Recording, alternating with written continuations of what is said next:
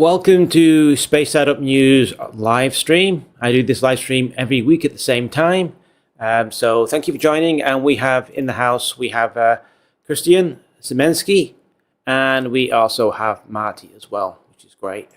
Marty's here. Yup, taking a break from work to appear. And we also have Wayne in the house, which is great. So first thing, before I get into the two videos this week, I set up an X account, Space Startup News. Unfortunately, the handle's taken, and it's already it's more than 15 characters, which is too long. So it's at Space Startup Hub. Yeah, there it is. There you can see it on screen. So the idea is I just post my videos on there, and probably I'll do some posts as well, separate posts. So you can follow me on the X account. So that's all the housekeeping, and so let's get into the first video, which is NanoRacks Outpost, converting upper stages into space stations. So as you can see from the graphic, you've got something like the International Space Station there, I think it is, and then you have this repurposed upper stage that's being converted into a habitation module, and you can see there's like an air deck in the middle, an airlock in the middle. So it's been repurposed, it's been pressurized. And I don't actually see any solar panels, but basically the idea is you take the spent upper stages, which there are thousands just floating there in low Earth orbit, and then you basically you vent all the residual propellant, the fuel and the oxidizer, and then you can pressurize it. You can add a what's called a mission extension kit, which will have an airlock, and basically you put it on the side. You do all the welding and the cutting, and then you've got yourself a small pressurized area. Add solar panels, and you've got a habitation module. And it's pretty cheap because the upper stage, it's already you're just repurposing it. And so that was the idea. NanoRacks did a study for NASA. I think this is 2017, and it was published in 2019. The study was called Outpost, an in-orbit commercial space station habitat development enabling cost-effective and sustainable US presence in low Earth orbit. So NanoRacks is now owned by Voyager Space Holdings, which are the prime contractor for the Starlab commercial space station. So that is the study, and let's have a look at some notes. So the idea is you repurpose a spent upper stage. You vent the residual propellant. You seal, add docking port, and in the case of NanoRacks, they're talking about a mission extension kit. Then you add solar panels for power generation, and then I put dock to existing space station, and then a Starlab maybe. Since Voyager owns the Starlab commercial space station, perhaps they could then at a later stage repurpose an upper stage and extend the station that way. Yeah, so some of the tanks do, as Christian saying, some of the tanks do have some nasty chemical fuels inside. So that's a consideration. Quite a few of them, for instance, the ULA ones, are just hydrogen and oxygen. But yeah, some of them do have some nasty chemicals. Which is the big risk with this method is you have to completely get rid of residual propellants. You've got a contamination risk. You've also got an explosion risk as well. So, and this wasn't actually in the video, but it's in the study, and you can see the upper stage. You've got the engines at the back, and then you can see in the middle they add an airlock to access the upper stage. And then you can put decking inside and put all the other systems there, crew accommodation, subsystems, and all the other things there. So, but it's quite a lot of work, and you have to do spacewalks and so on. This was another issue NASA had with this repurposing, is quite a lot of spacewalks are required. It's risky because of the residual propellants. So, yes. I also mention, so Christine is saying, I did hear about it. For some reason, this was so quickly, abandoned. Yeah, we'll get into that more in the second video when we talk about NASA's reasons for not doing a wet workshop. But technology's progressed since then. We're now, in 2025. So, and as NanoRacks has proven with their Outpost Mars demo mission on Transporter 5, it is possible to cut and weld metal in space. They did that on their tech demo using stainless steel, which is incidentally what Starship is made of. So the technology to cut and weld in space is proven. So I think it's now possible to do it. To outfit an upper stage, to pressurize it, and so on. I also mentioned about carbon fiber composite 3D printing in space, which NanoRacks is working on. And there's a couple of companies that I mentioned in the video that are working on that proposal. So that was in the video as well. Yeah, Wayne's saying both orange smoke and yellow snow aren't good for you. Yeah, there's some very nasty chemicals you want to avoid. And yeah, Marty's saying, rule number 1 of rocketry, never breathe the orange smoke. Yeah. So, but a lot of companies now are using things like methane and liquid oxygen and liquid hydrogen, liquid oxygen. So anyway, let's go on to what people were saying, their opinions on NanoRacks Outpost.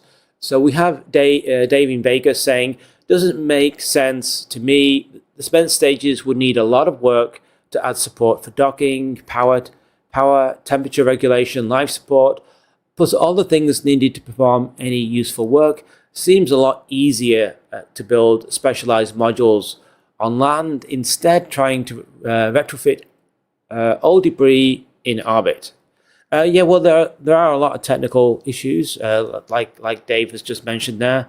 But NanoRacks' idea is to use a mission extension kit, which have a lot of what you need, the life support and so on. It would have the air dock and so on, and then you need to add the solar panels. But definitely, you'd have to do EVAs, so you'd have to do spacewalks.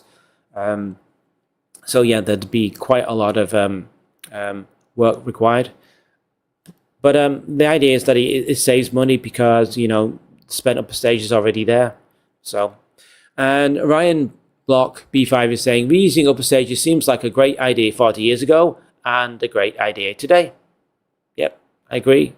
There's literally thousands of upper stages which are already in orbit. You just have to outfit them, repurpose them.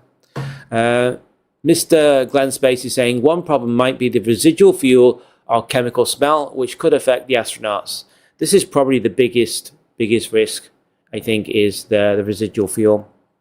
And then Zephyr 9673 saying, the resupply vehicles, Cygnus, HTV, ATV, would make great modules to add a refurbished second stage. I hope Elon and Voyager advance this concept. Well, if you're aware, the HTV has just flown, but it's a new extended HTV, the Japanese cargo vehicle, so it's now even longer. So that just flew to the International Space Station. So yeah, these cargo vehicles are getting longer. So yeah, why not refurbish them in space? Makes a lot of sense. And if I just remove myself for a moment here, go full screen.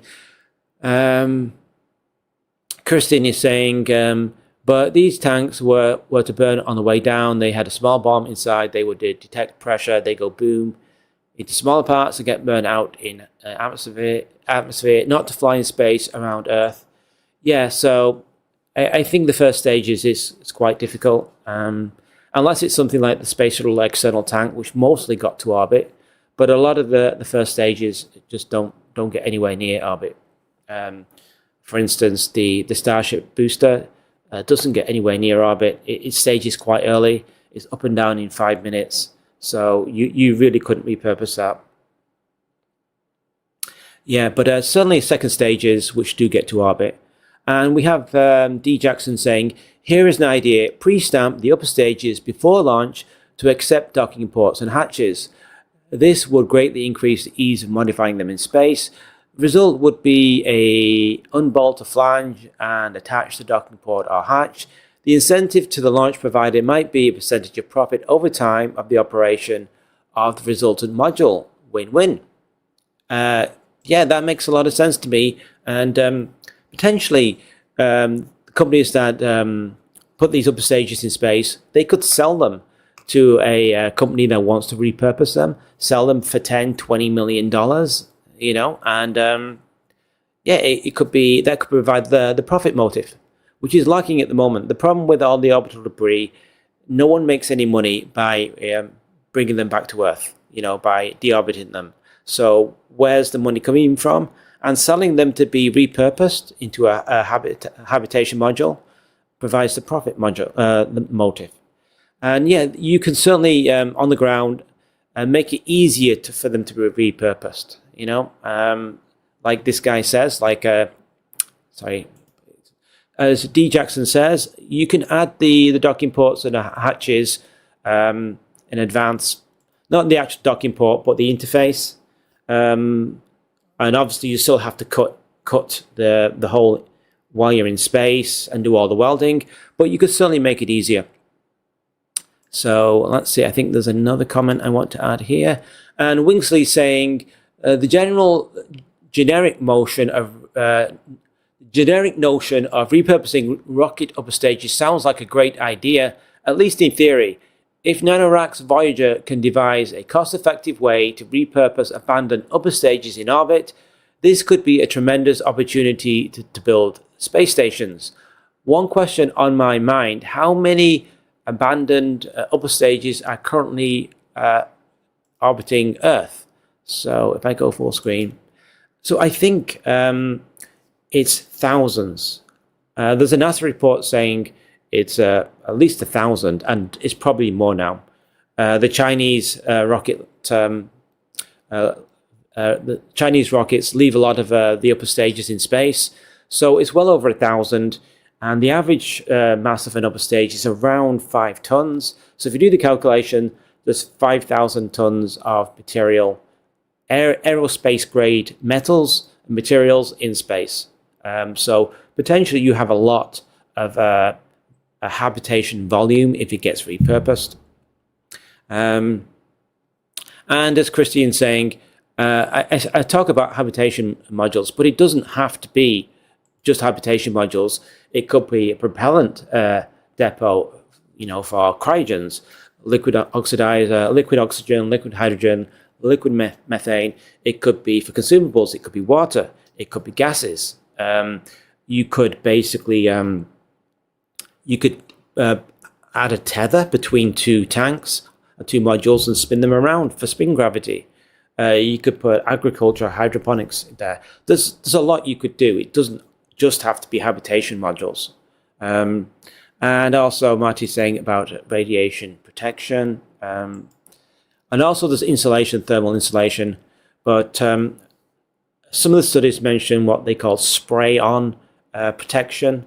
You can spray on the tank, and it gives you some kind of thermal insulation. So they've looked at those kind of things. So it's possible to work on the thermal insulation. And yeah, so it's definitely possible. There's quite a bit of work required, but you can definitely repurpose upper stages. So that leads on to the second video, which is kind of carrying on from the NanoRack study and talking about wet workshops in general. So I don't really mention wet workshops much in the first video, but this entire concept was initially proposed by Werner von Braun, who I mistakenly called the NASA first administrator. He wasn't. For some reason, I always thought he was NASA administrator, but he was director of Marshall Space Flight Center in the 1960s, 1970s, and he was the technical lead for the Saturn V and the Apollo program. So so he wasn't actually a NASA administrator though. So anyway, he came up with the idea of wet workshops, actually in his book called Project Mars, I think, in 1952.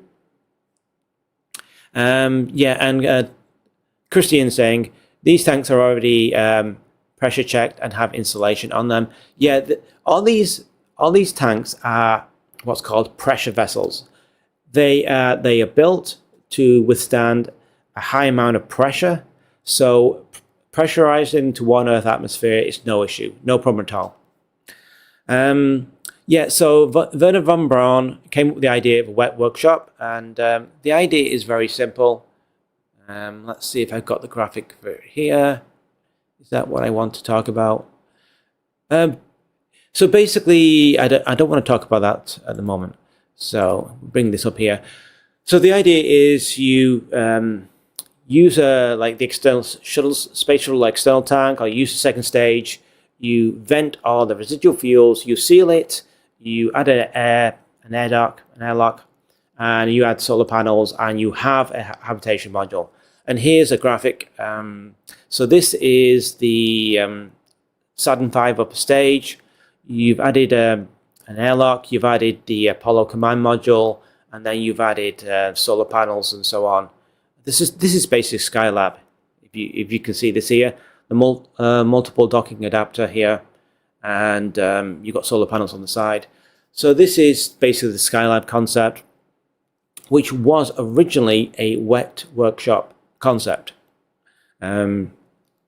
So the pros and cons, I put this in the video. The big challenge, I think, is the residual fuel, hydrogen or methane. It has to be vented completely, so there's no explosion risk, there's no contamination. Also, there's cost and complexity of outfitting. You've got life support, you've got power, you've got communications, you've got wiring, and that requires an extensive number of EVAs or spacewalks.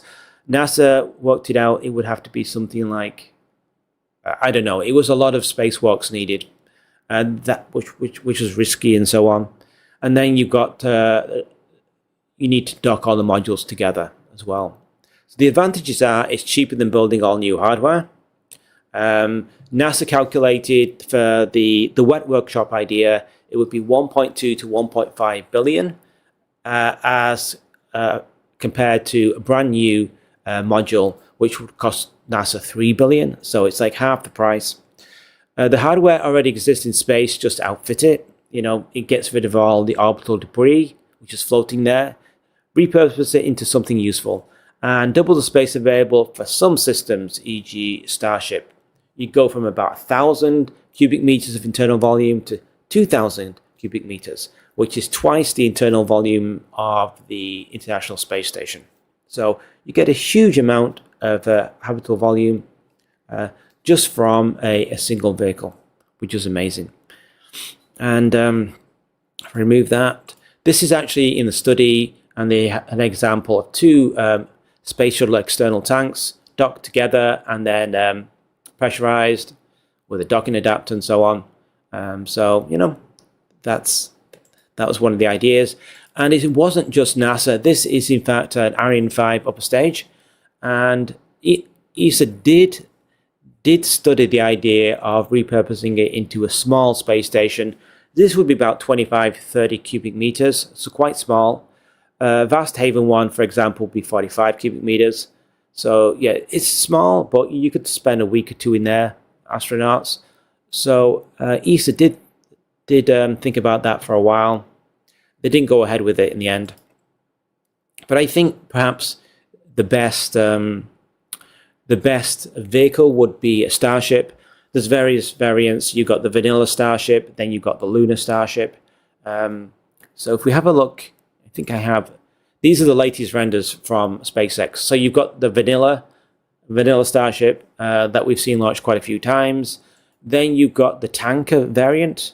This is just for holding liquid methane and liquid oxygen.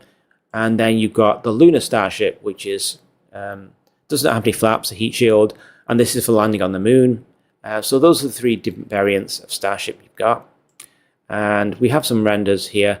So this is the lunar Starship on the pad.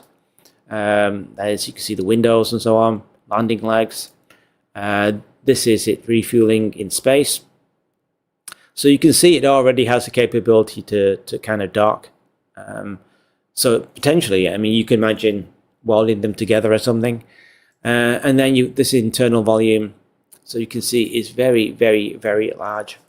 And this is just the top part of Starship. You've got the fuel tanks as well, which would double the area. So you'd have a massive amount of habitable volume if you use the Starship. So I do mention here about using the lunar Starship as a wet workshop proposal. You get massive space for crew and equipment. You get Starship engineered to withstand atmospheric pressures, 1 Earth atmosphere.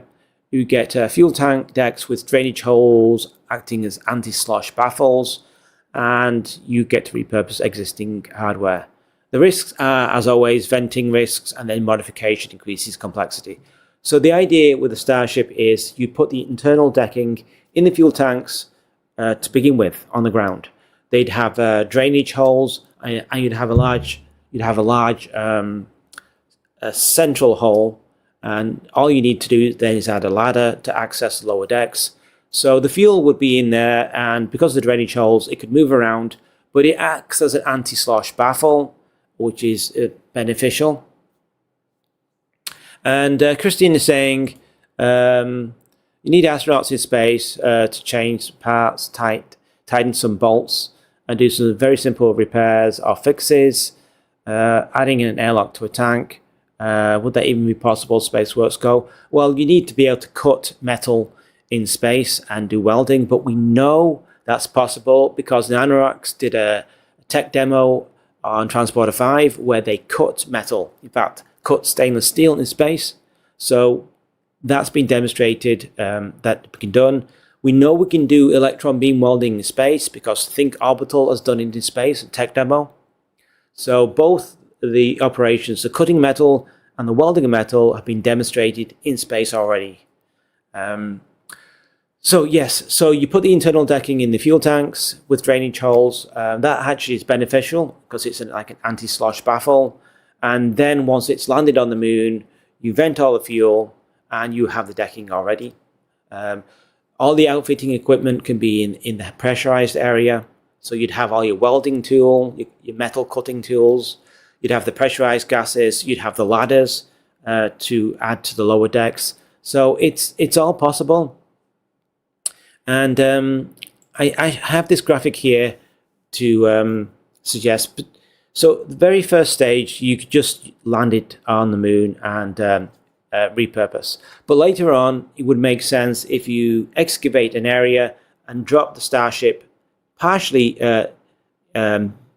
bury the Starship so that the cargo doors align with the ground. So it's very easy to enter and exit the Starship. You'd have an upper area and you'd have a lower area. So the upper area can be for workstations, scientific stuff. You have communications, solar panels, windows, and so on. And the lower decks would be for living quarters and sleeping quarters. And because you're below ground, you've got better protection for radiation, solar flares, micrometeoroid impacts, and you've got steady temperature, minus 20 degrees, something like that. So that's my idea anyway. You basically do partial burial. Yeah, I mean, that's a later stage. You need a boom crane to do that. But initially, you just land the Starship, and you've got a habitat there. And you can put regolith around the side to give you some protection. So that's the idea of the lunar Starship wet workshop proposal. Yeah, and of course you could use Starship in space as well as a space station, which we may see SpaceX propose for phase 2 commercial space stations. They did do a proposal for a phase 1 that wasn't accepted by NASA. So maybe they'll do a phase 2 proposal. There could be 3 to 5 Space Act agreements. So it wouldn't surprise me at all if SpaceX proposes a Starship for a commercial space station. You'll have Vast Space. You'll have Skylab, which is owned by Voyager, which owns Nanoracks. So that's why I'm thinking potentially Skylab could at some point have a repurposed upper stage attached to the Skylab space station. Anyway, so let's see what comments people had. we had Cyber Gaming saying, I think it's a great idea. So I have to drink some more water. So Cyber Gaming is saying, I think it's a great idea if you could convert them safely. Also, imagine the size of a telescope they could build on the moon. They build one segmented like James Webb, but each segment being like 20 feet in diameter. That would be a truly massive telescope and would probably lead to insane discoveries. Yeah, you could build absolutely massive structures in space. And Christian saying, last time NASA did a work log edition, it took them 3 years on Earth. And to do this in space, I was not pointing out some simple welding 1 or 2 inches. Yeah, there's definitely quite a bit of work needed to outfit an upper stage. But NASA's done quite a few EVAs now. So I think we know how to do EVAs. So Tiber8901 is saying, a starship functioning as a horizontal habitat would be purpose-built on Earth, so structurally adequate. The greatest challenge and added cost would be getting them from vertical to horizontal. Horizontal position would make it more accessible relative to the lunar surface. There'd be fewer floors to connect, and the fuel tanks built on rails could be pushed out after landing, increasing the total interior space. I'd imagine the central core would make 2 square living levels. Above and below would be storage and machinery. When the fuel tanks get pushed out, the floors would unfold using the rails.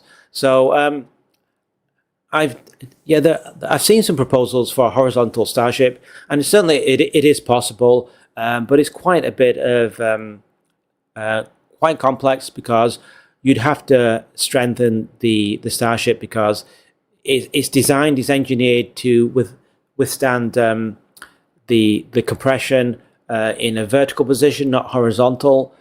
So it would buckle once you put the regolith on top. It would just buckle the starship. So definitely you could strengthen it, but the simpler option, I think, is just to make it vertical. And as I said in the video, other moon-based concepts like ESA's Moon Village have 4-story habitats. So it's quite possible to have vertical habitats on the moon. So why not just use Starship in a vertical orientation? But definitely, you could make it horizontal with some work as well. And then Wingsley saying, I like the idea of repurposing Space Shuttle SLS fuel tanks that are left in orbit. Maybe we can use this wet workshop concept to recover some of the funds wasted on these outdated vehicles. Well, I think the Space Shuttle external tanks have all re-entered now. I don't think they're no longer in orbit, but definitely the upper stages are still there.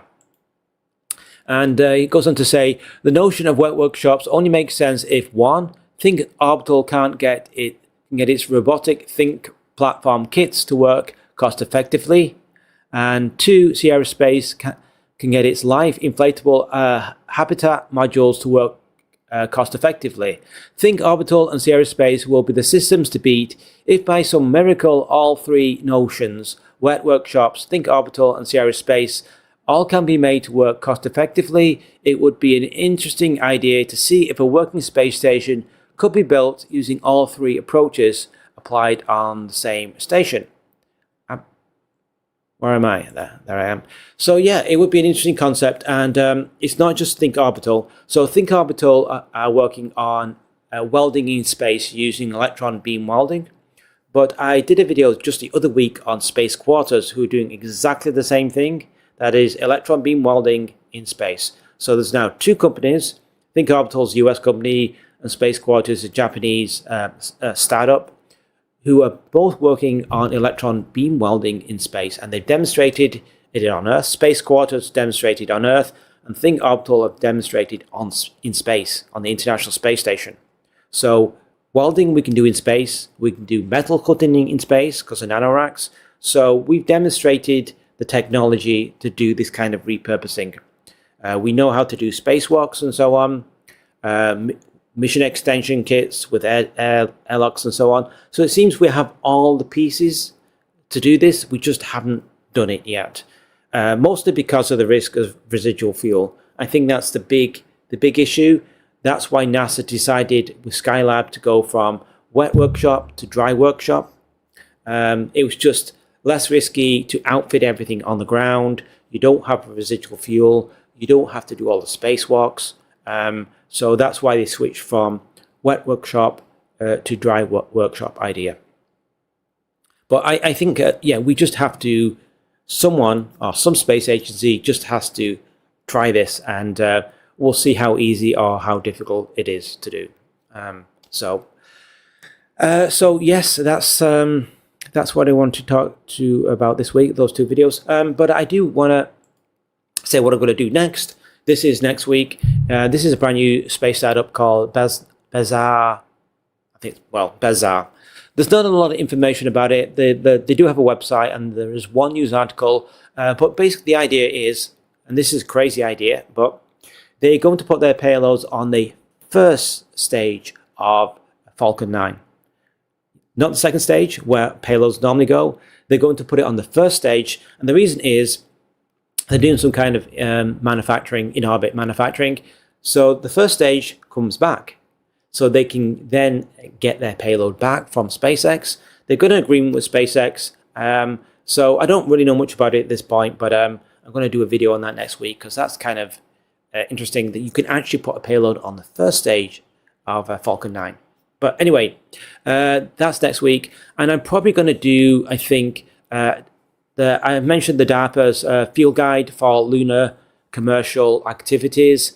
This is basically, if we have a commercial lunar economy by 2035, how do we get there? What do we have to do? What are the steps? So there's a pretty long report they did. I've done one video on lunar power, but I'm going to do another video on another topic. I think I know what the topic's going to be, but yeah, so Bazaar, first video next week, and then probably DARPA's field guide to the lunar economy as my second story. So that's next week. So thank you for joining, and I'll see you same time next week.